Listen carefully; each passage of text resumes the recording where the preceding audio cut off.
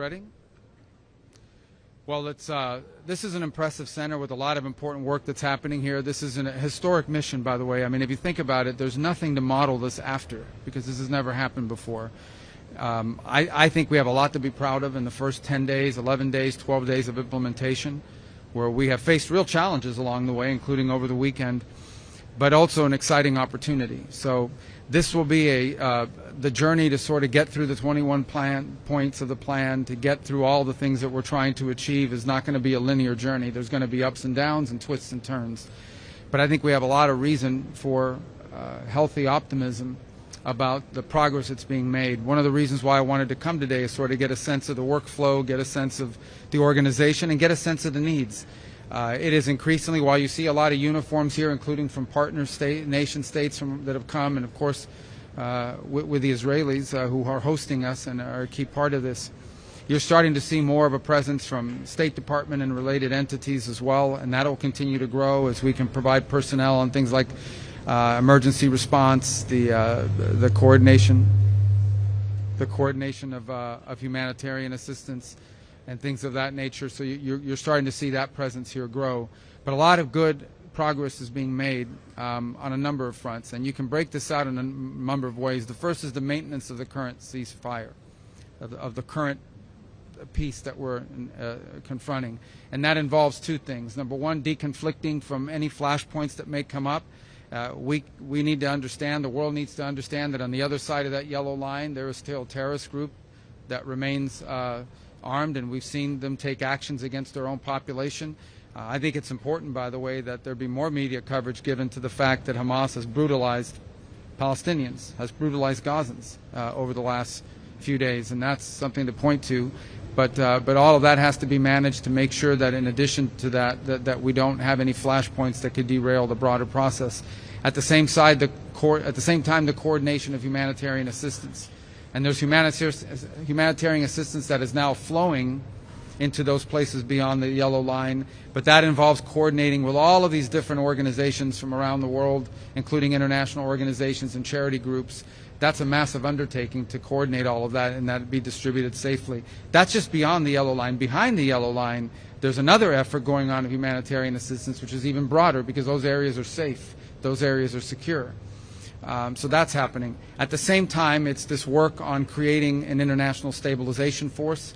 It involves bringing together all the nation states that are offering to provide personnel and resources, so structuring what that stabilization force will look like, lining up all the countries that are willing to provide either money or personnel or a combination of both, and then getting the right international mandate, whether it's the UN or an international agreement, working through that to make sure that that entity, that security force, can exist, can function, is funded, understands what its mission is clearly, and can execute it effectively. And then beyond that, of course, is the long term, the reconstruction, the rebuilding, the creating of conditions so that never again will we see what happened on October 7th, so that you can actually be in a place that no longer has elements operating within it that are a threat to Israel or to their own people, for that matter. And, of course, that's a longer-term plan, and that's something that's also key to all of this. It's the goal we're all trying to get to.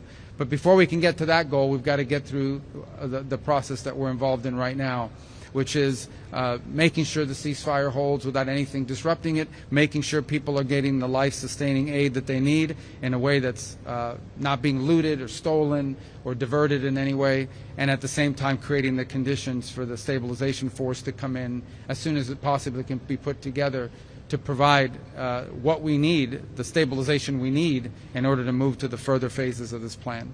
All right? Yep. Yes. About President Trump in his time interview talked about the case of Moran Barghouti, the Palestinian prisoner, saying that he's considering erasing it. Do you want Israel to release him? I can't hear what you're asking me because there's some buzz going on here. I'll shut up. Moran Barghouti, the Palestinian prisoner, President Trump in his interview with Time said that the U.S. was considering asking Israel to release him. Is that something that you were asking? You're talking about the one from the U.S.? Moran Barghouti, the Palestinian prisoner? I don't have any news for you on that today. Obviously, we'll work that through our embassy here and our diplomatic channels, but we don't have anything to announce on that. The Palestinian prisoner, the Palestinian activist, Moran Barghouti. I don't know why I can't hear you. Sorry. I'm sorry. Moran Barghouti's case. Yeah, I don't have any update for you on that. Yes, go ahead, please. First of all, welcome to Israel. Second, there has never been anything like this in Israel. But it makes you think, does Israeli military decision regarding Gaza are taken effectively in DC? And if the IDF will identify that Hamas is rearming and regrouping, can we independently renew the fighting, or we should ask for I think everybody involved in this would like to see this not happen again. But if we are in the Middle East, well, I don't think there's any country in the world. If there is a reason to renew the fighting, should we apply for permission from the Trump administration? Yeah, I wouldn't phrase it that way. I think the bottom line is that there's no nation on earth that's contributed more to help Israel and its security. As you know, this is the president that in the 12-day war struck Iran in a way that other presidents were unwilling to do. And that partnership will continue. We're very committed to Israel's security and supporting Israel. We're also very committed, and we think it's in Israel's long-term security, and I think our Israeli partners agree, to be able to have a Gaza that is no longer an operating space for a terrorist organization. That's why this plan calls for the demilitarization of Gaza, and that's what we're committed to. So, but I wouldn't phrase it the way your question asked it. I don't think this has to do anything with permission or anything of that nature. This has to do with basically we're all committed to making this plan work. There is no plan B. This is the best plan. It's the only plan. It's one that we think can succeed. It's one that we believe it's on the way to success. As impossible and unimaginable as it may have been. Remember, a month ago, 6 weeks ago, no one would have thought possible that you were going to get all the hostages out, and I know that we still have the remains of hostages. That has to happen. That's part of this, and we're very committed to making sure that happens. We are not going to stop pushing until all of that is, all the commitments that were made here are kept. And that includes the demilitarization of Gaza. Now, we're dealing with factors here. We're dealing with miles and miles of kilometers of tunnel networks. We're dealing with 2 decades of terrorist infrastructure. All that has to be confronted. And we'll do that together with Israel. Secretary, yeah. If you could address, following on your mention just now about disarming Hamas, is that something that the ISF force would be engaged in? And if Hamas refuses to disarm voluntarily, is that something that this force would be involved in forcing them to disarm? If Hamas refuses to demilitarize, it'll be a violation of the agreement, and that'll have to be enforced. I'm not going to get into the mechanisms by which it is going to be enforced, but it'll have to be enforced. I mean, this is a deal, and a deal requires conditions to be met. Israel's met their commitments. They're standing at the yellow line, and that is contingent upon the demilitarization. So suffice it to say that we're also hopefully going to create conditions where Hamas won't have people, because there'll be waste. We want to see a Gaza where people can live without Hamas, where they have jobs, where they have prosperity, where they have opportunities. I'm not telling you that's going to be set up next week, okay? That's a long-term project. But what I am saying to you is that we want to create the conditions, we want to help create the conditions here so that people in Gaza don't have to be terrorized by Hamas and in fact have lives, jobs, businesses, and a better future, and are completely uninterested ever again in joining, supporting, or being held captive by a terrorist group. So I think everyone, it's not just the United States, by the way. This is what makes this so unique. It's not just the United States. Understand, over 24 countries signed on to this, including regional powers, regional countries, Arab countries, majority Muslim countries, signed on to the commitment that there would be a demilitarized Gaza and that there would not be a Hamas with the capability to threaten Israel. That's a commitment not just by the United States. This was signed on by all these countries. We fully expect that everyone will live up to those commitments. From Israeli point of view, thank you, and welcome to Israel, by the way. I think the question from Israelis' point of view is that in the meantime, because everybody wants this plan, no question about that, in the meantime, as you mentioned, every day Hamas is rearming, re-preparing, doesn't give back our dead hostages. So the question is whether in the meantime the U.S. should let Israel to act on the other side of the Gaza Strip. In this way, the ISF future work will also be easier. That's the question. Thank you. Well, right now there's an agreement in place, right, and that requires both sides to live up to their commitments. If the deal, what you're describing to me means the deal fell apart.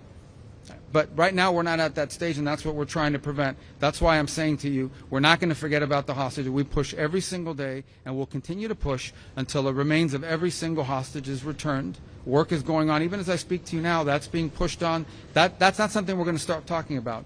We fully expect that Hamas will fully demilitarize. That is the agreement they signed on to. That is the agreement that all of the nation states that joined this effort signed on to, and we expect it to be fulfilled.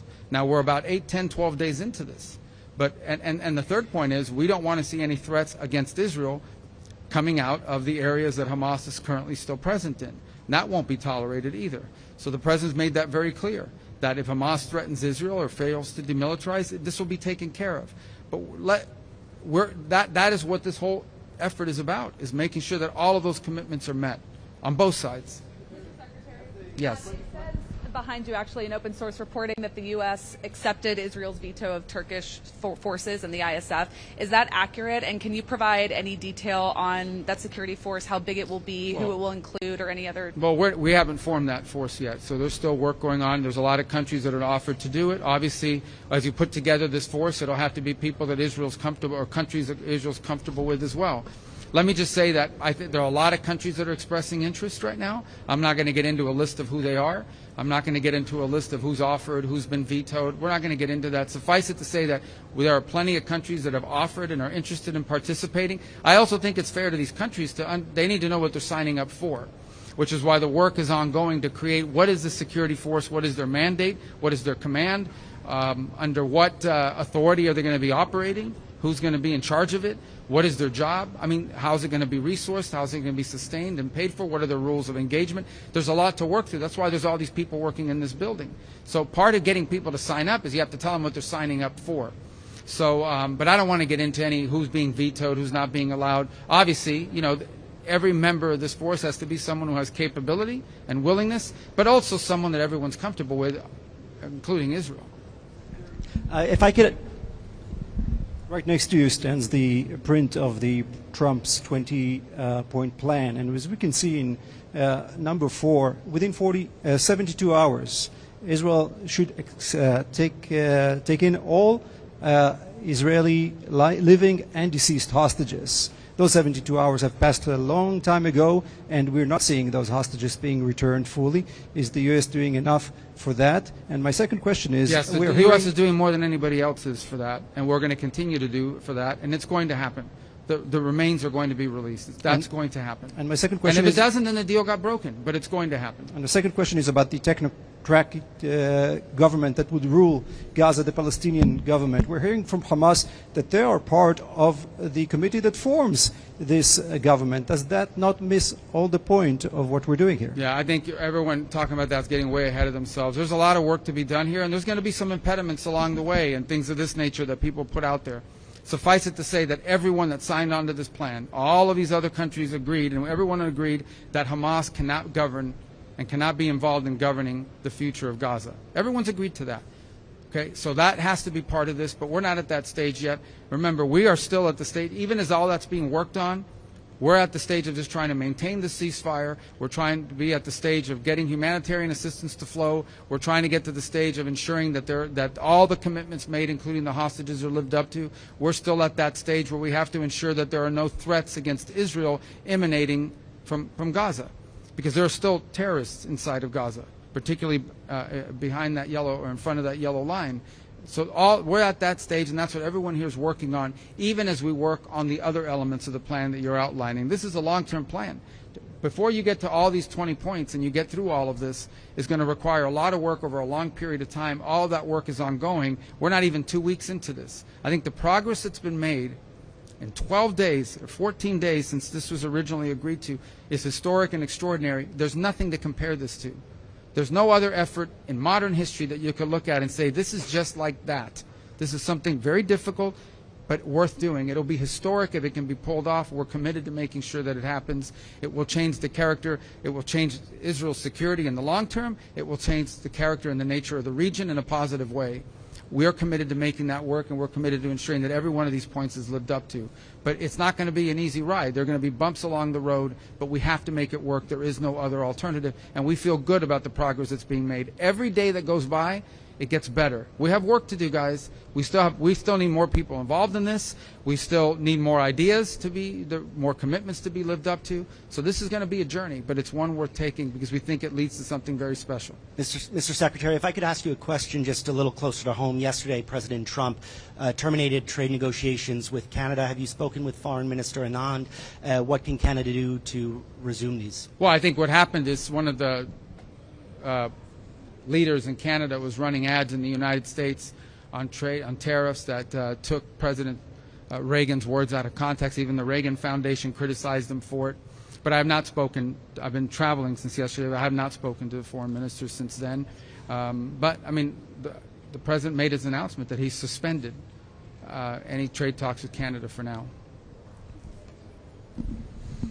In an interview to Fox News, President Trump implied that Israel is a proxy of the U.S. Do you agree? I didn't hear that interview. He's never said that. Okay.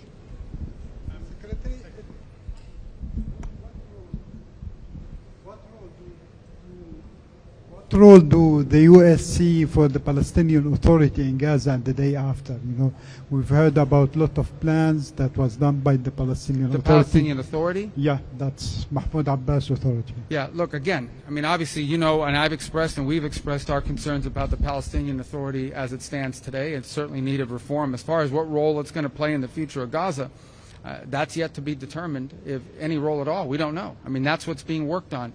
Again, this is very complex. I mean, we are dealing with 30 or 40 years of mistakes, 30 or 40 years of terrorism, 30 or 40 years of deeply embedded problems, and we're about 14 days into this agreement. So right now we're trying to get through this, and part of that, the long-term governance of Gaza, that is not Hamas, it's not a terrorist organization. That's work that's going to need to be done.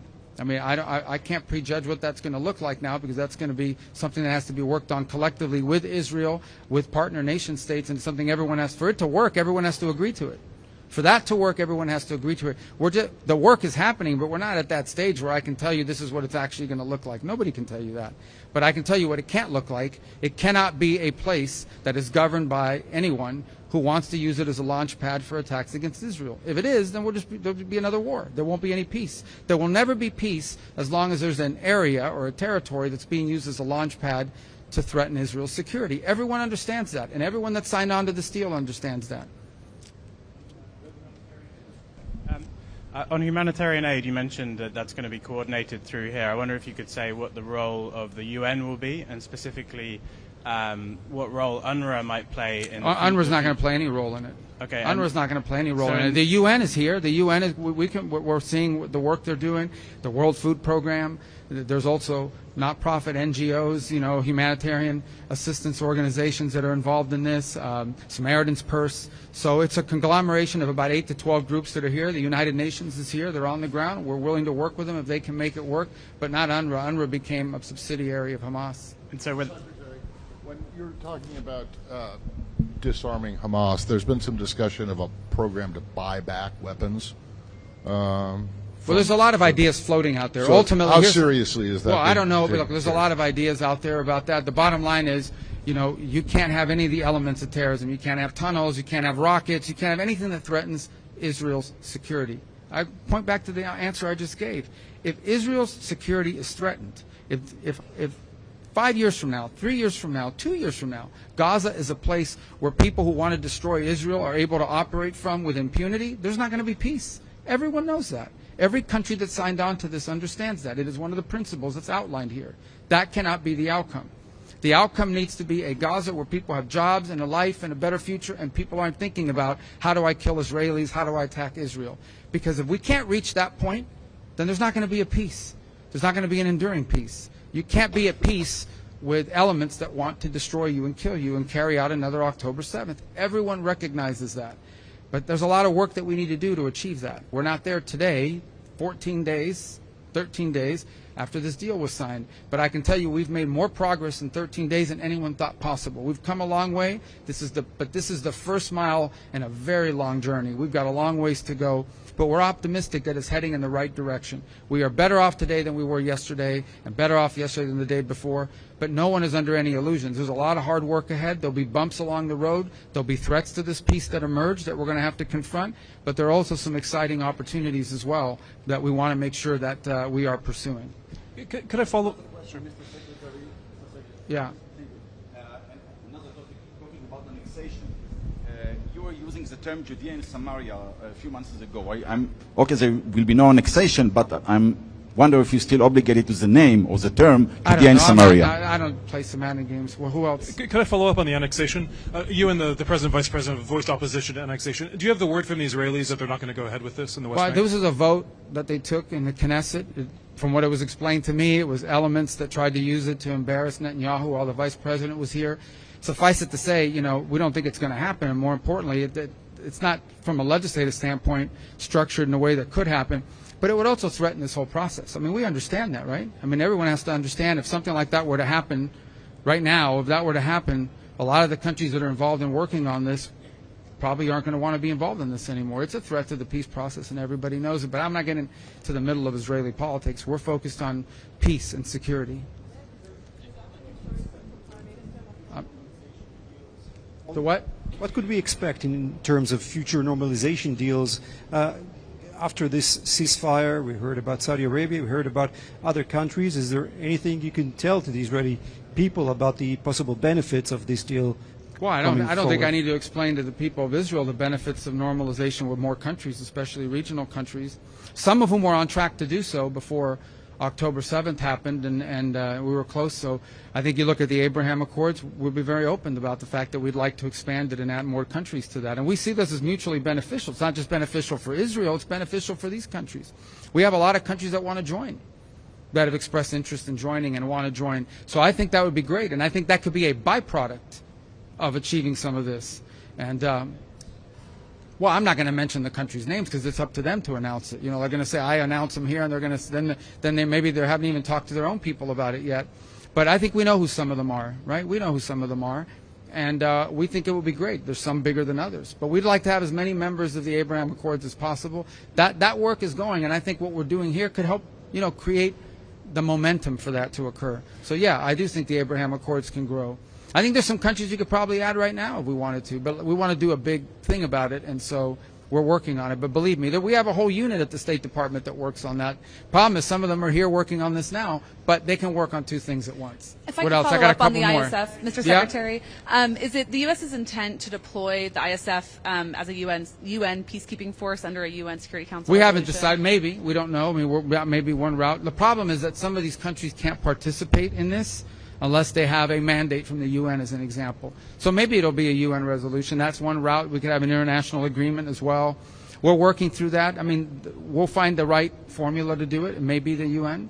We're working on some language on that now that hopefully will be in place. It may be another way to do it. But we will need something because some of these countries, by their own laws, can't participate in these efforts unless they have some sort of international mandate or flag that they're under. All right, I got time for one more. There's been a series of settler attacks against a village full of American citizens in the West Bank called Termasaya. I was just wondering if you had seen any of the videos of these attacks. I'm aware of the incidents, and I've seen, I mean, not recently, I've seen them, some of the ones that have been posted and some of the things on social media. Our embassy has worked on that topic and has expressed a U.S. opinion to the government.